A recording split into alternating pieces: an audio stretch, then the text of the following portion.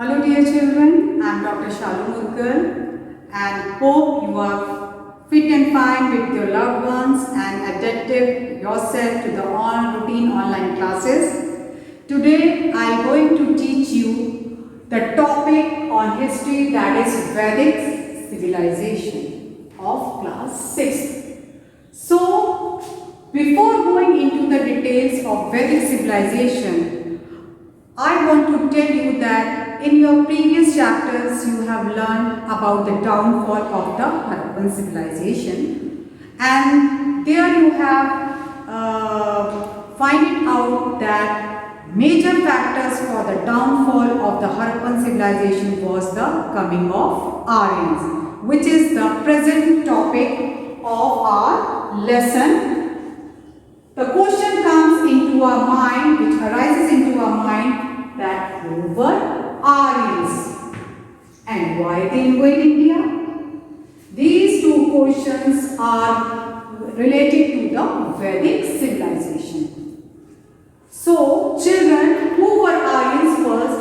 Aryans were originally, they were the people who were settled down near the Caspian Sea, and from here, after the scarcity of food and fodder, most of them have moved towards Europe.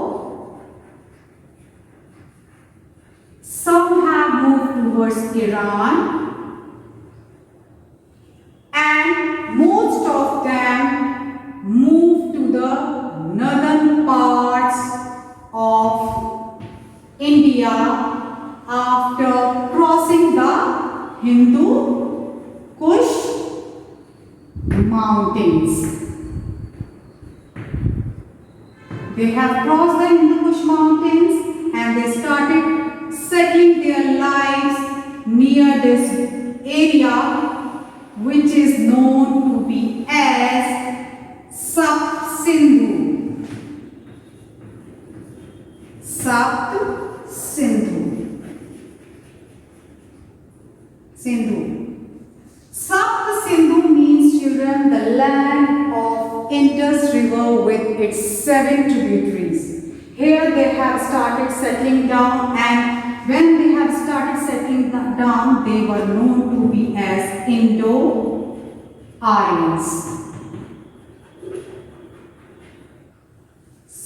Now, after when the population increased, again they were pushed forward and started their later civilization, which is known as the Lato-Vedic period. They have settled near the Ganga, Yamuna plains. So, I told you they were the skilled people and they started moving from the Caspian Sea, means this sea is located in the Central Asia, and some groups have moved to Europe, some to Iran, and most of them have moved from and crossing the Hindu Kush mountain and settled near the Sub-Sindhu region, which is known to be as the land of Indus River with its 7 tributaries, and here they used to call as the Indo-Aryans. And after their population increased, they were pushed forward into the valley of Ganga Yamuna, and they started the civilization which is known to be as Lato-Vedic. Now I am taking this civilization into 2 parts in a tabular form. See. This is Indo-Aryans.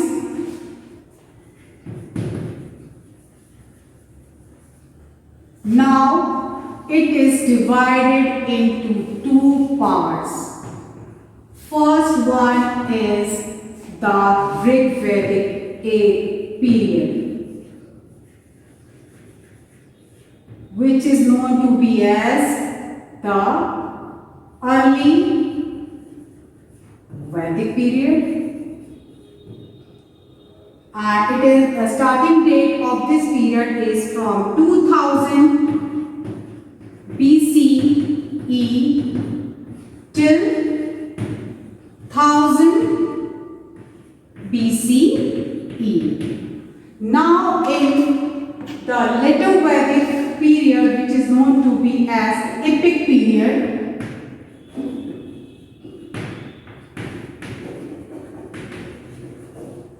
and again it is known by the name of Aryabhata,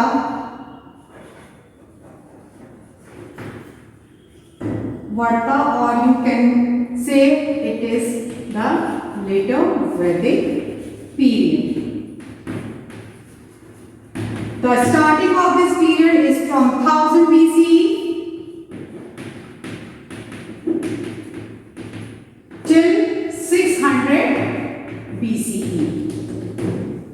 Now see the children how many names they have given to the early Vedic period, which is also known to be as the early Vedic period, and the starting period is 2000 till 1000 BCE, and the epic period they are also known as Aryabhartan period or the later Vedic period, and the starting date of this period is 1000 BCE till 600 BCE.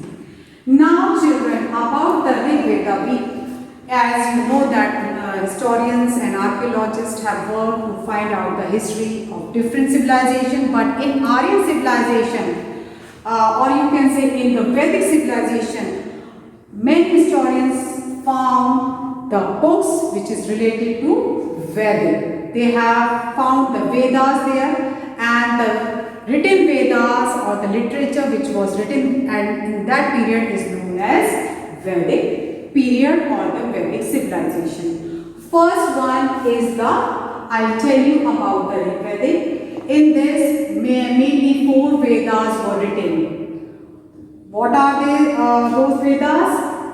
First one is Rig Veda.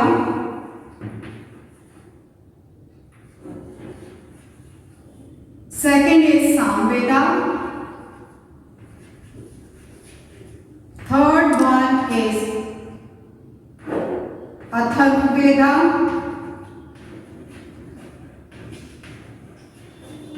Last one is Yajurveda.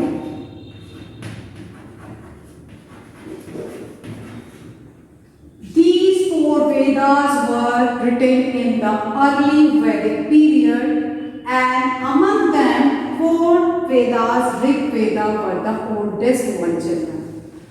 It composed of many hymns, charms, chants, and many formulas they have written about the sacrifices. So it contains the hints of God and goddesses also.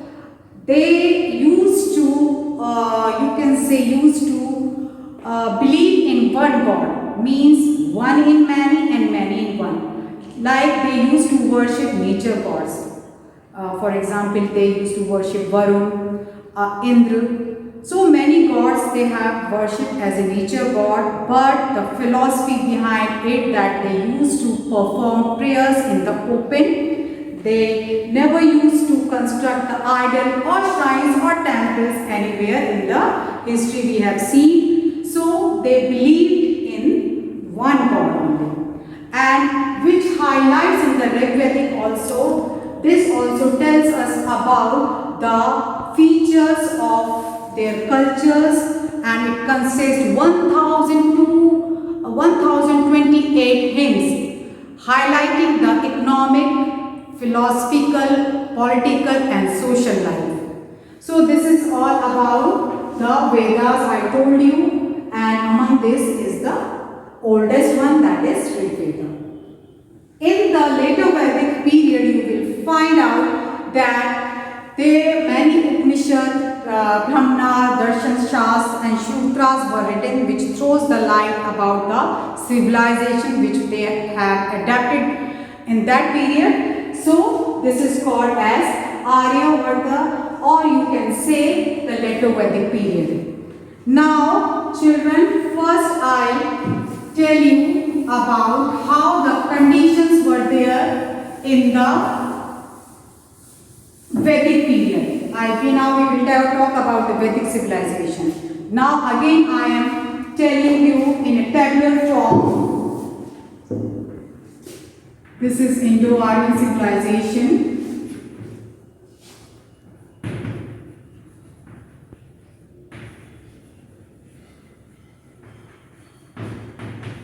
Now from there we divide the society and we get to know about their culture. First one is we will see the social system in this society, social system. Then comes the economic system. Third and the last one we will get to know about its political structure, that is political system. Now children, first topic I will take in this tabular form about their social system in the Vedic civilization. About the social system, children, here the villagers were believed into a joint family. They used to group it together in a joint family system, and these families together called as grams. And to look after the culture and their problems, one head is appointed by the king, that is called as Gramini. Now what happened, if you see, they were following the patriarchal society. There the eldest male member used to hold, you can say like this way, he is the one who had the final words in the family, and this is known as to be called as Grihapati, or this is how we followed that time the patriarchal system of society. Again, women here in social system, women held the high position, means there were no parda system, and all the ceremonies were performed by the wives along with their husbands. Again, women used to compose hymns. They were considered equal at par with the men. And one most and far most important thing I'll tell you, they used to choose their husband by the ceremony called as Swayamvara. Now this is all about the social system. Next, coming to the social system is the division of society. How the Vedic civilization or Aryan society has been divided. That is, it is divided first one into the Brahmins,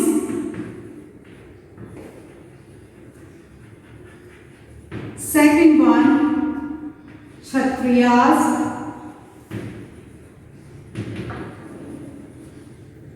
third one Vaishyas, and the fourth one in Shudras. This was the basic structure of their society, or you can say the division of society. First one is the Brahmins, which used to taught the people about Vedas and perform yajnas in the ceremonies of Hindu society, and after performing the yajnas, they have been offered as dakshina, or you can say voluntary gift.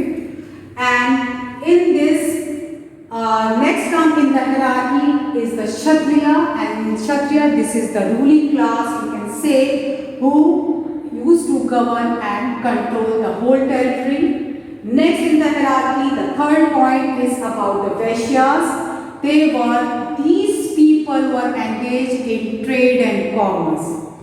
And the last one in the hierarchy, you can see, that is Shudra. They were the unskilled people and used to do their duties with these three classes. Okay, so you can say they were the unskilled peoples at that time. Now coming to the domestication, or you see the animals, you will see that they were very fond of cattle rearing and fond of food, that is they used to produce the wheat, barley, maize and that time, and they used to keep the cows along with them for their dairy products also. The parks and amusement for the recreation facilities also, they were very fond of pastime games like dicing, dancing, chariot racing, horse racing, etc. were the pastimes of their civilization. This is all about the social system. Now coming towards the economic system. In economics means about the trade.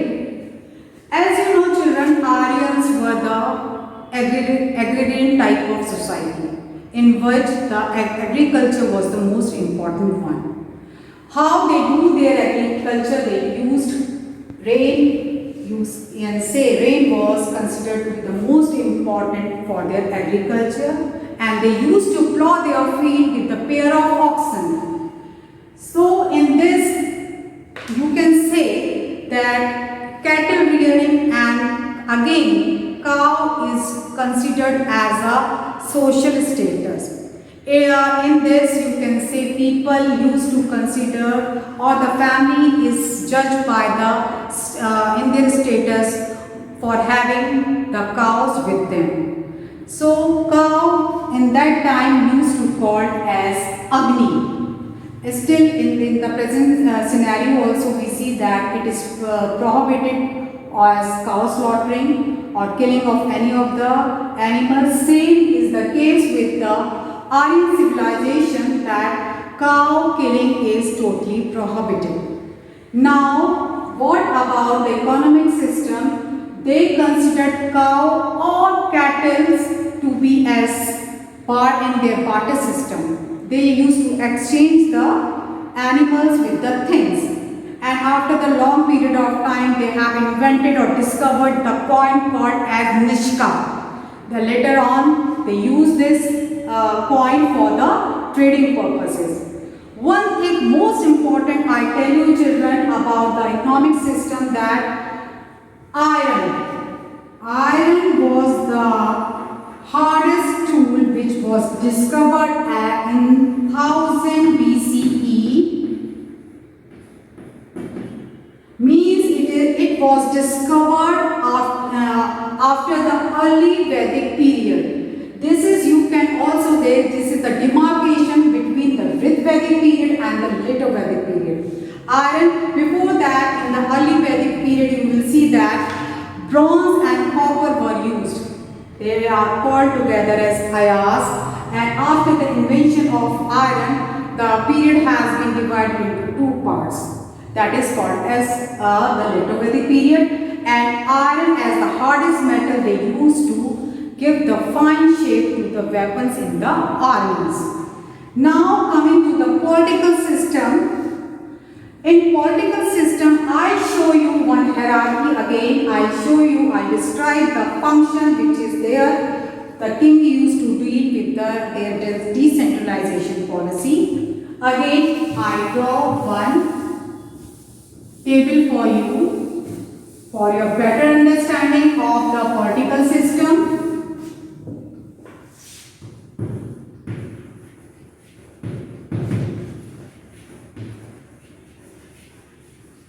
In political system,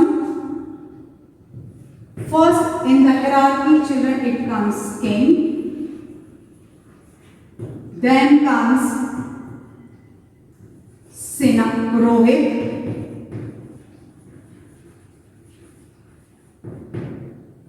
after Purohit then comes Senani. So, and last one is the Brahmin. Now we will study in detail about first one is the king. King is children is not at all despot. He used to make the rules according to the wishes of their tribes. Means he has to govern or led, if they want the people to be happy, so he has to govern their tribes in a rules which are made according to their wishes. Now, people in this period used to give gifts in the special occasions to the kings, known as Bali. Bali in the later on, and you will see in the later period, it came to be as the voluntary tax known as shulks. So the purpose of the king is to lead the army at the time of war and to maintain internal peace in the society. Next comes the Purohita. Now children, king actually used to assist by the many advisors, ministers in his office, and the Purohita is the chief, you can say chief person in the civilization which used to assist the king in the matters, in the social matter or the religious matters. And next coming in the hierarchy is Senani. Senani, as the name refers, he is the commander-in-chief. Means he led their army at the time of war. So it is called as the commander-in-chief in the present time. And Brahmani in the last hierarchy is a Brahmani who is the responsibility of taking the issues of the villagers and put forward in front of king, and all the matters in this hierarchy have been solved by the decentralization position. You can, in other way around, you can say all these hierarchy system in the Vedic civilization used to assist the king, and king distributed the power among them to have the efficient type of administration. Now, children, in the later Vedic period, I have told you that many epics were written. One of the most important one is the Ramayana and Mahabharata. They also throws greater impact on our civilization. And at last we will see the impact, how it impacts our society in the present world. First I'll tell you Sanskrit. All Vedas were written in Sanskrit, and Sanskrit still is we are having as a subject in school. See the impact of Sanskrit we are having till present day. Second, they have paved the way for us for the agrarian society. Today we are the agriculturalist people, and all our people are dependent on agriculture, and they were the first, those who gave us the agrarian culture to us. Third is, you can say that many gods which were worshipped by them in the later Vedic period, like Ram was there, Brahma was there. Again, till today we are worshipping those gods. Last one, you will see that the teachings of Krishna, which is there in the Bhagavad Gita, still flourish in the thinking of our Indian society. These were the impacts you can see which we are having in our present society and culture. Thank you.